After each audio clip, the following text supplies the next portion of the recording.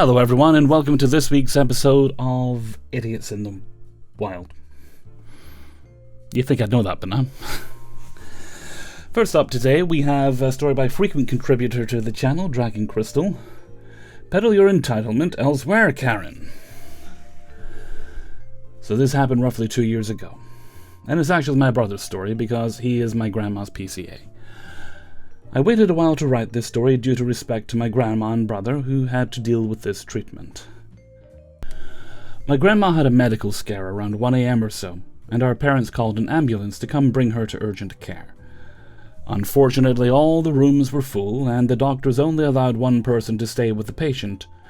My brother Kirito stayed with her, as mentioned above, is her PCA. So, they, along with a few other people, had their beds lined up in the hallway, from what I was told, and my brother was seated next to our grandma the entire time. He tried his best to sleep, but with the doctors randomly walking by and the hallway being cold, it was hard for him to sleep, even with the blanket that was given to him by a nurse. I believe he started drifting off to sleep a bit before he was jolted awake by two people walking by, aka the Karens of this story. They looked at all the people laying in their beds up and down before scoffing with disgust, then in a rude tone say, they're letting homeless people into the hospital now. They should just make them sleep in the streets and stop letting them take up all the space in here." Well, that's a good way to tell me you don't deserve to have a pulse, but okay. Then Karen number 2 said, "Yeah, if it was up to me, I'd lock them out of the building and only let in those who truly need medical aid. Not some hobo who's trying to find a place to sleep for the night." No, these are all patients that are just waiting for a room to open up and wearing the hospital gown, not just some random homeless people who snuck in to find a place to sleep for the night. Maybe there have been incidents where homeless have snuck in, but again, I've never witnessed it. Kirito, not wanting to wake up our grandma, just silently stared at the Karens with a WTF ladies look, instead of openly confronting them. Probably didn't want to wake up the other sleeping patients. But if it was me due to dealing with bullying from our parents and bullies throughout elementary to the end of high school, I'd say something along the lines of, "Oh, sorry, Karens, but low-paying people also need medical assistance too, darn tootin'." Or, "Not everyone who enters the hospitals are homeless," and it shouldn't even matter if they were. I should also mention that most of the patients laying in the hallways were people of color, and the two Karens weren't. I mean, you didn't have to tell us that. Obviously they were white. And thought it was perfectly okay to be racist towards them because they weren't awake to hear their comments. I'm not sure how long before our grandma was able to get wheeled into a room and placed under examination, but Kirito did recall seeing Karens later, after my grandma was settled into a room, and they were looking into her room with a disgusted look on their face, like, how dare our grandma get some kind of assistance at all? Kirito, annoyed by their earlier comments, shut the door in their face, before going back to his seat next to our grandma's bed. No, I'm not sure if the Karens were visiting a loved one, hard to believe they have any, but definitely weren't nurses, because Kirito's sad that they weren't wearing the hospital uniform, and seemed to be randomly wandering the hallways, making rude and racist comments toward other patients. And second story today is entitled "Mom Tried to Fight Me in the Cinema After I Asked Her Kid to Stop Going on His Phone" by Funny Rubberman Go Brrr. Happened to me this weekend. My partner and I went to a late-night movie on the first date we've had in months. We have a 2-year-old toddler, so getting time can be difficult. During the film, this teenage kid in front of me lifts up his phone and starts taking pictures of the screen and posting them on Instagram. I let it slide 3 times before gently nudging his seat and asking him not to do that. He turns around with the most annoyed and surprised look on his face. Wait, what? Other people exist? Why was I not informed? As if he'd never heard the word no before. Tells me to F off and watch the movie and stop bothering him. Despite this, he puts down the phone and I think it's sorted. Lo and behold, 2 minutes later he does it again. Except now he's lifting his phone higher and seemingly trying to get it even more in my face.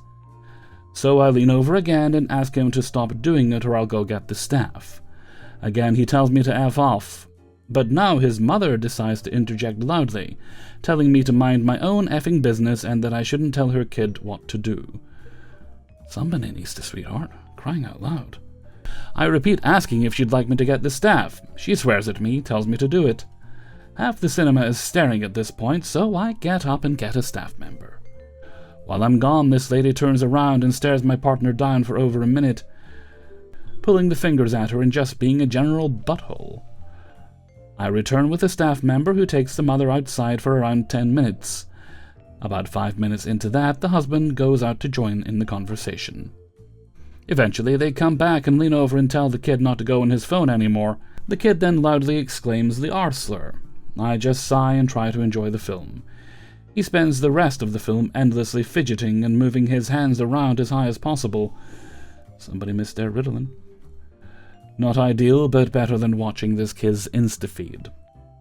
At the end of the film, as they go to leave, they turn and stare me down, so I respond, "You need to learn some respect." The kid starts grabbing his crotch, making faces, and being a little weirdo. I kinda laugh and tell them to grow up. As we're leaving, we pass them in the hall, and one of them mutters, "So mature." At this point, I'm done with it, so I turn to the mother and say, "You're an absolute failure as a parent. You should be ashamed of yourself." Naturally, this doesn't sit well with her, and she starts losing it. She steps up to me, a 6'2" man, screaming in my face that I should F off and mind my own business, that I have no right to tell her kids what to do. I reply that she's clearly incapable, so someone needs to. If she isn't going to tell them, then I gladly will. This flips her switch even further, and now she's literally trying to fight me, telling me I have no right. I'm like, "Lady, what are you going to do about it?" She copies me back. "What are you going to do about it, huh? You going to hit me?" I laugh in her face, tell her no because I'm not having pathetic. At this point, her husband steps in, holding her back, yelling at me, "Why are you attacking my kids, bro?" "Oh, I didn't know you were family." I repeat, "Your failures as parents. As one parent to another, you absolutely disgust me. You need to stop acting like children and grow up." At this point, everyone in the hallway is staring at us. This lady's screaming. The husband is holding her back and yelling how I'm such a loser for attacking their kids. So my partner and I just turn and leave. I admit I threw back a few curses of my own on the way out. Probably not one of the best of me, but at that point I was just done. Date night ended on a bit of a low, but I walked away happy knowing that those sorts of people will inevitably get themselves in more trouble than they can deal with. Okay, and the third story today is "Person tried to ask me permission for him to do some very questionable things" by Purple Birdie Lady 623. Hey y'all, this is something that happened yesterday that I'm still baffled about. In case you haven't heard any of my previous stories, I'm a 30-year-old female working the graveyard shift at a local gas station. I get some seriously crazy people in all the time. Just one of the perks of working the graveyard shift at a gas station. This particular person came in around 5-ish in the morning. I was in the back, washing the dishes, when I heard the door chime, and I walked to my station behind the counter to see a man. He had some face tattoos, a backwards baseball cap, and a t-shirt for a local Asian restaurant. I gave my customer service smile and I asked him what I could do for him. He then went on to tell me that he had stopped by about 3-ish hours prior and had dropped a $100 bill somewhere and asked if I had seen it. I told him that unfortunately I didn't, but I'd keep an eye out for it, and that I'd let my manager know the situation when she came in. That wasn't good enough for him. He claimed he really needed it to pay his rent. Sounds like a him problem. He said he and his kid, I think we all know this is a scam, would be homeless if he didn't have that $100 bill. Unlikely. I told him I really felt for him, but there really wasn't anything I could do. The best I could do for him was to tell him to come back later and talk to my manager, and that I'd keep an eye out for it. I'm just a regular employee after all. There's only so much I had the authority to do. He clearly wasn't listening very closely. He then asks me if he could go into the back office to view the security camera footage in hopes of locating his $100 bill. Yet, were the monies kept? No. Obviously, I couldn't allow that. When he didn't get his way in that situation, he asks me if he could rummage through the dumpster and the garbage cans to see if he may have accidentally thrown the bill away. I couldn't allow that either. He was getting increasingly more frustrated, and he told me not ask me to give him my manager's cell phone number to make a complaint about me. Yeah, but I'll get right on that. What exactly did he think I did to warrant a complaint? I have absolutely no idea. I once more repeated to him that the best I could do was offer to keep an eye out for it and ask him to come back when my manager was in to speak with her. He just left after that. I doubt you'll see him again. I have no idea if what he was claiming was the truth or not. No, definitely not. Most people I've told about this think it was a scam, but me, I'm honestly not sure. With the way my brain works, I can be pretty oblivious to people's intentions. And story number 4 is Karen at My Trivia Game by Skinny Dave SFW. Relentless is a trivia team. Since 2010, I've had a part-time gig as a bar trivia host. These days, I only host once a week. Wednesday nights at a local non-chain restaurant is a great gig. It's a busy game, 20-plus teams, 100-plus participants, and an actively listening non-playing audience. Mostly regulars, and generally regulars are well-behaved and don't cheat. New teams catch on to the level of competitiveness and general aura of the game pretty quickly. Every so often, however, comes a team that isn't as pleasant as the vast majority of trivia players. At my Wednesday show, that was Relentless. That's their real team name. I have no desire to hide it. I don't know any of their names, so no risk of me outing anyone. If they stumble upon this post, hi. Maybe they don't know how vile they are and need to see their actions described in order to understand why everyone dislikes them so much. The team in its entirety quit recently after my company's last season. We have roughly 4 seasons a year. Following the season, there's a playoff game and championship, the latter of which is when teams can win a modest amount of cash. Relentless never performs well enough to make the postseason, but my boss, knowing they'll never advance, lets them come anyway. His butt's in seats, so he's the one actually winning. Quite right, too. As I said, the whole team quit recently. At the end of last season, I and some other players and a lot of staff all cheered and had a nice week sharing stories about them. They were completely absent for 3 or 4 weeks, but last night one of them showed up. The team was comprised of one Queen Bee, she's the one, who after I received a gift from a regular team said, not humorously, "Al, I never would have thought anyone could like you enough to actually bring you a gift." That is the easiest story to summarize the whole team. Mean for no reason. There was a subordinate Queen Bee, I won't call her Princess because no, and some clueless dudes that rounded up the team. The one who showed up last night was Deputy Queen Bee. She sat with one of my long-time regulars. They've been at the bar longer than me, but only started playing after I had been hosting a couple of years. They're barflies. This is not a term I use derisively by any means. They drink, they're respectful, can handle their liquor, and their one medically necessary sober team member does all the driving. They're typical of a Wednesday night trivia team at my location. They're fun and pleasant. So to see Deputy B with them was odd. When Relentless was still playing my game as a team, they sat near the regular team. I haven't talked to regular team yet as they dispersed when the game was over. But I'm anxious to hear the story for next week of why Deputy B was sitting next to them. Friendliness, come on over and play with us one week, is what I'm thinking. I hope she doesn't come back, but look, I haven't even gotten to the actual story yet. Everything was fine until half-time. She brought up roughly 1/3 of the answers, so I got to smile brightly while she scowled at me. No worries, at one point, Deputy B came up and started trying to finagle an answer out of me. The question was about airport cities. and she was dancing around whether she could put Newark or New York.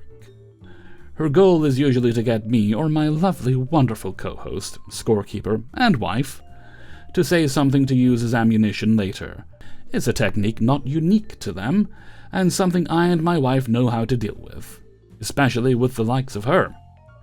Her little song and dance was for naught because neither Newark nor New York were among the correct answers. Question ended, and I read the halftime answers and the halftime scores. Deputy B was the first to arrive for scoring discrepancies. Her score was 3 points higher than what she had. Halftime answers were worth 3 points each, so that was the first place we looked. She had given herself credit for 6 answers, but the team slip only had 5 correct answers, so I pointed to them. 1, 2, 3, 4, 5, stairs.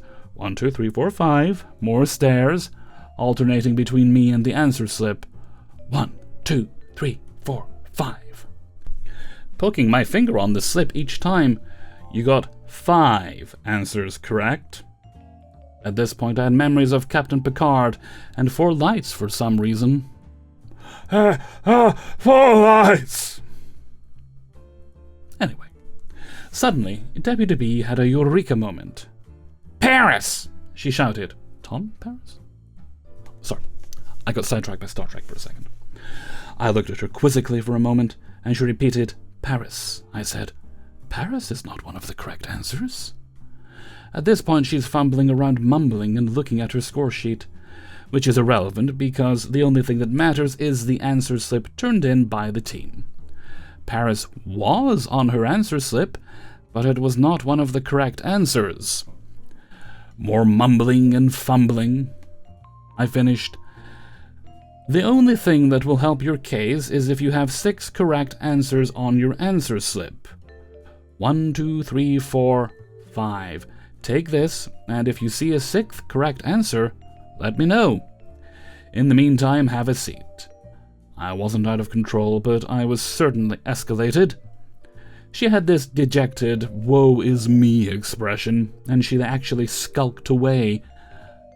I have never seen that before. I don't thrive on this sort of conflict. These days, though, with everything going on in the world, it's good to let off a little steam. The world really does need to stop worlding, doesn't it? I have other stories about these folks and their trivia tales, but this is the one that's fresh in my mind. When I let someone get to me like that, it's not great customer service. But I'm willing to allow myself a pass when it's someone who legitimately goes out of their way to make other people unhappy. Oh, Dave did share a little update that the lady did return later with a new team. And as they say, I learned she's manhunting. If you have a man out there, please lock them up for their own safety while she's on the prowl. And the 5th and final story today is Karen's in a Car Park by Calderripe. Many years ago, I worked in a shopping center's car park in the center of the city of Bilbao. For those who don't know, is the capital of the province of Biscay in Basque Country, northern Spain. Being in the inner city, the car park was one you had to pay for. I think it still is. And the fare is regulated by city council, and we were allowed to make a 2-hour discount depending on money spent on the shopping center. Fares, opening and closing times were clearly displayed in all entrances and paying machines.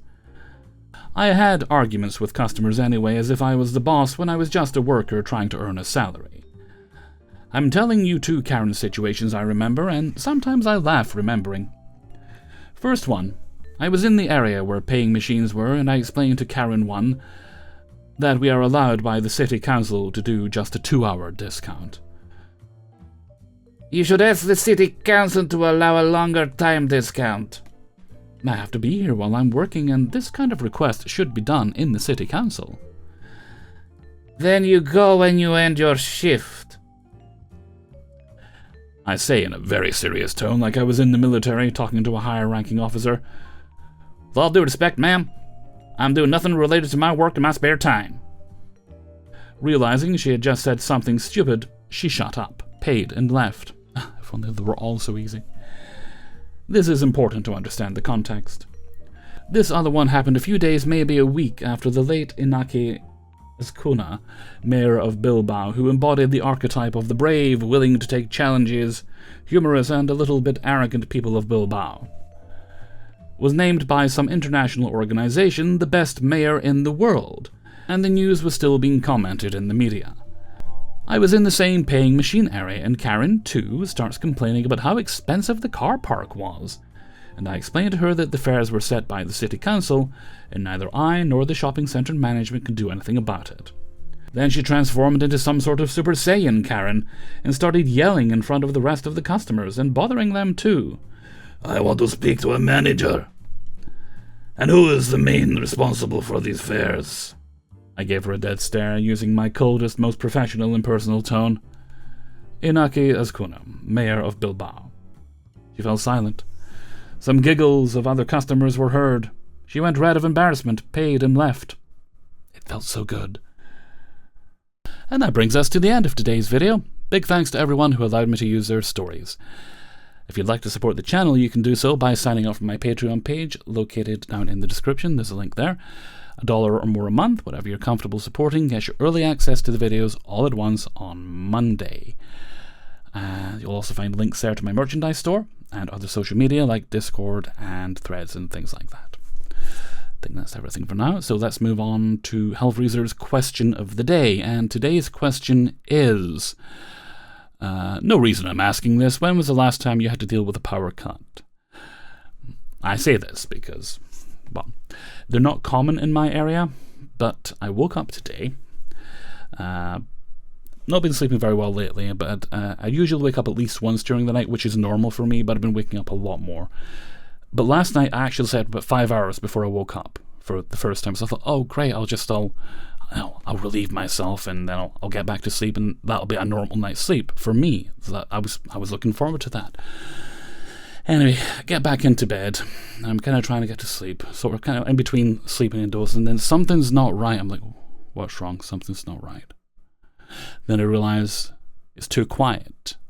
My fans are off, which then quickly leads me to realize the power's out, and there's no reason the power should be out.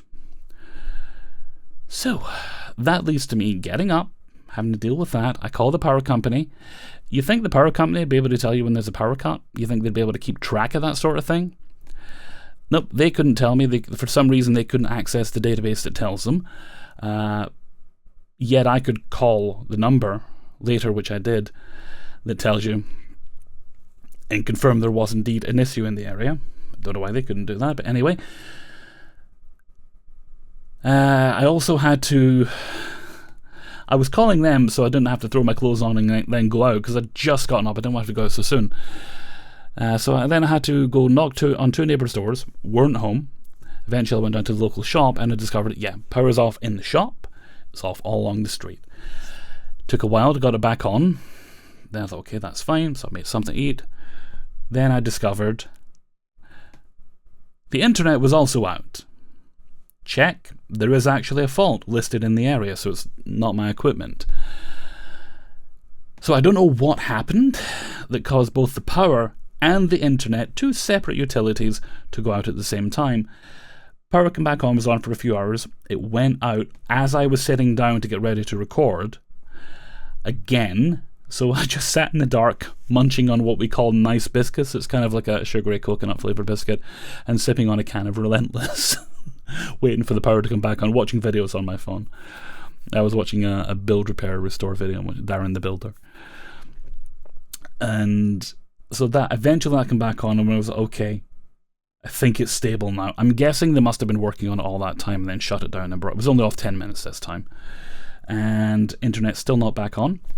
Their estimate for getting the internet working, hopefully the power is fine now, but getting the internet working is by the end of day tomorrow, which means I was thinking of doing a birthday stream. I hadn't 100% decided, this won't go up till next week, so I guess you'll know whether I did or didn't. But tomorrow's my birthday, it's the 19th, and might not be happening. That decision might be made for me, because I use my phone, and I've got that set up as a hotspot right now, so I can actually just work and load stories on Reddit and do any other correspondence I need to do, and that's fine for that. I'm not streaming off of that. That's just not going to work. Anyway, when was the last time you had a power cut? And before we go, let's take a look at the answer of the day from a previous video. I keep thinking the power's going to go out again. I'm also a little tenuous about pronunciations in that last video there, because some things are loading great, but for some reason Forvo doesn't want to load off mobile data. And this one came from Idiots in the Wild 210, and it was things you think are horrible when frozen but good when fresh. I mentioned my disdain for frozen cheesecake. Today's answer comes from Grey Warden Invasion. Fruits. We have cherries and plums from our garden, which my mother always freezes to be used throughout the year for cakes and compote. And there are frozen berries that you can buy at supermarkets. I do indeed buy those myself. Everything you do with them is just so much better when the fruits are still fresh than using frozen and thawed fruits. That's fair. The only thing I'd say is maybe a little bit better is if you enjoy smoothies. Frozen fruits better for that, because the smoothie comes out nice and cold. Only thing I can think of that is better, but everything else, absolutely agree with you. Thank you very much for your answer. And before we go, the author of the final story there does have their own YouTube channel. It is Spanish language, and I will link to it in the description. Thank you very much. And that brings us to the end of today's video. So until next time, thank you very much for watching, and take very good care of yourselves. Bye bye.